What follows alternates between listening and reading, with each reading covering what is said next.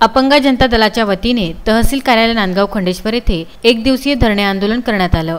यामध्ये तहसीलदार यांना अपंगांच्या विविध मागण्यांचे निवेदन देण्यात आले। आंदोलनाचे नेतृत्व जिल्हाध्यक्ष अनिश शेख, तालुका अध्यक्ष प्रदीप रघुते, मयूर मेश्राम, प्रशांत कठाणे यांनी केले। अपंगांच्या मागण्यांमध्ये अंत्योदयमध्ये अपंगांची नावे समाविष्ट करा, तहसील कार्यालयासमोर 200 स्क्वेअर फूट जागा व्यवसायाकरिता उपलब्ध करून द्या या मागण्यासह असंख्य मागण्यांचा समावेश होता।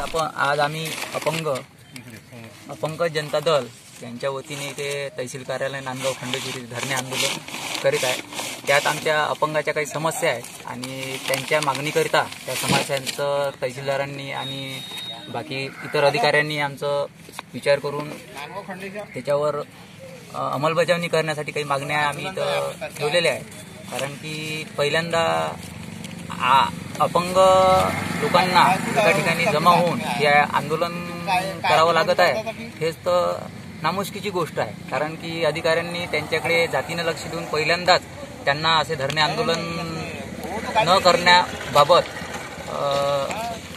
करूच नये, अपंगांनी असे आंदोलन असं त्यांची भूमिका असायला पाहिजे, परंतु हे करत आहे, हे नामुष्कीची गोष्ट आहे।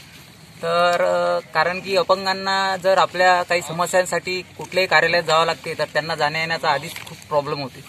त्यांना गाडी घोडी चालवता येत नाही, सोबतच त्यांच्या मदतीला कोणी इतर व्यक्ती येत नाही, त्याच्यामुळं वारंवार कुठल्याही कार्यालयात चक्रा मारणं हे काही योग्य नाही आहे। म्हणून तातडीने जितके अपंगाचे समस्याचे निवारण अधिकाऱ्यां करू शकतील तितक्या तातडीने त्यांनी त्यांच्या समस्याचे निवारण करावे करिता आम्ही आज तहसीलदारांना हे निवेदन देत आहे। ह्यात आमच्या काही मागण्या आहेत। या आंदोलनाला राष्ट्रवादी विद्यार्थी काँग्रेसचे तालुका अध्यक्ष मनोज गावंडे यांनी पाठिंबा देऊन आंदोलनामध्ये सहभाग दर्शविला। मागण्या त्वरित मान्य न झाल्यास पुन्हा तीव्र आंदोलनाचा इशारा निवेदनाद्वारे तहसीलदार यांना दिला। या धरणे आंदोलनामध्ये शिवाजी उईके, रवी चोपकर, प्रवीण शेंबे, विक्रांत टेंभुर्णे, राजू इटनकर यांच्यासह असंख्य अपंग बांधव सहभागी झाले होते। Vidarbha news bureau, Nandgaon Khandeshwar.